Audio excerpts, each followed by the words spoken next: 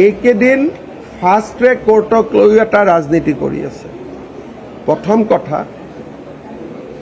বৰ্তমান যিজন ন্যায়াধীশৰ তাত গোচৰটো চলি আছে, তেখেতে প্ৰত্যেকখন জামিন নাকচ কৰিছে। দুজনে বাধ্য হৈ জামিনৰ আবেদন উইথড্ৰ কৰিছে আৰু 3খন জামিনৰ আবেদন এইগৰাকী ন্যায়াধীশে ৰিজেক্ট কৰিছে। এতিয়া জুবিনৰ গোচৰটো এইগৰাকী ন্যায়াধীশৰ পৰা আঁতৰাই লৈ যোৱাৰ এটা ডাঙৰ প্ৰস্তুতি চলিছে। যিগৰাকী ন্যায়াধীশে 3গৰাকীকৈ অভিযুক্তৰ জামিন আবেদন নাকচ কৰিছে 4 মাহ 5 মাহ পিছতো, সেইগৰাকী ন্যায়াধীশৰ তাত গোচৰটো থাকিব লাগে নে বেলেগৰ তাত যাব লাগে? এই দিশটোৰ ক্ষেত্ৰতো আমি 26 তাৰিখে কেবিনেটত সিদ্ধান্ত ল'ম। কিন্তু আমি পিছুৱাই থকাৰ মূল কাৰণটোৱে আছিল যে যিকোনো ন্যায়াধীশেই পুলিচ সিকিউৰিটি দুজনক অন্ততঃ জামিন দিলেহেঁতেন। যিকোনো ন্যায়াধীশেই মহিলা বুলি, কি নাম আছিল তেখেত, অমৃত প্ৰভাক জামিন দিলেহেঁতেন। এইগৰাকী ন্যায়াধীশে বলিষ্ঠভাৱে 3টাকৈ জামিনৰ আবেদন নাকচ কৰিছে আৰু ভয়তে শ্যাম কানু আৰু সিদ্ধাৰ্থই জামিনৰ আবেদন উইথড্ৰ কৰিছে। এতিয়া সেইগৰাকী ন্যায়াধীশৰ পৰা কেছটো আঁতৰাবৰ কাৰণে এটা হাৱা নিৰ্মাণ কৰা হৈছে। মইতো ৰাইজৰ মতে চলো, ৰাইজে বিচাৰিলে 26ত মই ফাষ্ট ট্ৰেক দি দিম। কিন্তু তাৰ পিছত যিখিনি ঘটনা হ'ব, সাধাৰণতে ইমান ডাঙৰ সিদ্ধান্ত, আপোনালোকে বাতৰি কাকতত কোনেও লিখা নাই যে জুবিনক ন্যায় দিয়াৰ ৰাস্তাত 3টাকৈ বেইল এপ্লিকেশ্যন বৰ্তমানৰ জাজজনে ৰিজেক্ট কৰিছে। আৰু যিজন জাজে ইমান কঠোৰ স্থিতি লৈছে, সেইজন জাজৰ পৰা এতিয়া গোচৰটো আঁতৰোৱাৰ কাৰণে চব লাগি আছে। আমি কি অনুৰোধ কৰিব লাগে যে এইগৰাকী জাজে ডে টু ডে হিয়াৰিং কৰক। কিন্তু একচাম লাগি গ'ল যে এইগৰাকী জাজৰ পৰা গোচৰটো গুচাই দিব লাগে, যাতে বেলেগ এখন কোৰ্ট হয়।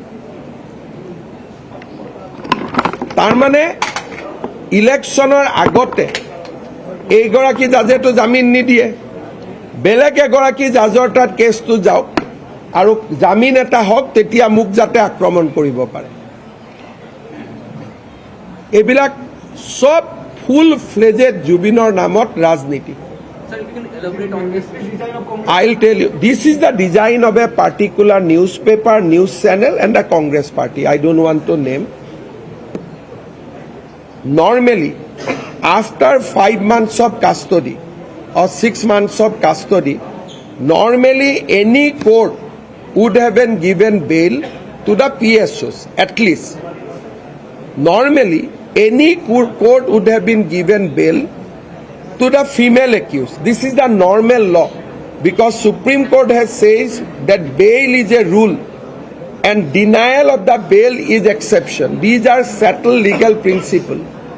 But the present judge took a bold decision. He rejected the bail application of all 3 accused, as well as because he rejected 3 or the hearing was not good, other 2 accused has withdrawn the bail application.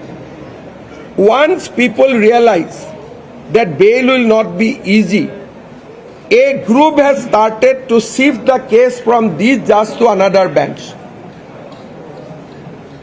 Their primary motive is to see that someone gets bail before election and then they can put the blame on me. So I will not take the blame.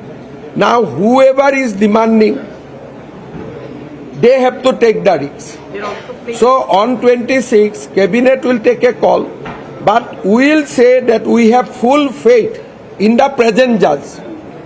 But because somebody is demanding, we are transferring the case, but we will not be responsible. এইটো BJP খলঠেকত পেলাবৰ কাৰণে চিধা চিধি ষড়যন্ত্ৰ এজন মানুহক লৈ ইমান ৰাজনীতি মই জীৱনত দেখা নাছিলোঁ 3 মাহৰ ভিতৰত আমি চাৰ্জশ্বিট দিলোঁ এটা বেটা আজিলৈকে জামিন পাব পৰা নাই আমাকতো ক্ৰেডিট দিব লাগিছিলে এতিয়া ষড়যন্ত্ৰ আৰম্ভ হৈছে এইগৰাকী জাজৰ পৰা কেছটো লৈ যাবৰ কাৰণে Even by visiting Zubin Kshetra, you're seeing Congress trying This to is politics. If you like Assamese, you'd have gone to Bhupen Hazarika, you'd have gone to Martyrs Column, you'd have gone to Jubin, you'd have gone to Mahapurush Srimanta Shankardev Abirbhav Kshetra. And if you would have love and respect Jubin, you would have come only for that. So our Prime Minister, Home Minister doesn't do that. You are coming for a different purpose and then you are going there. Your sole purpose should be visiting.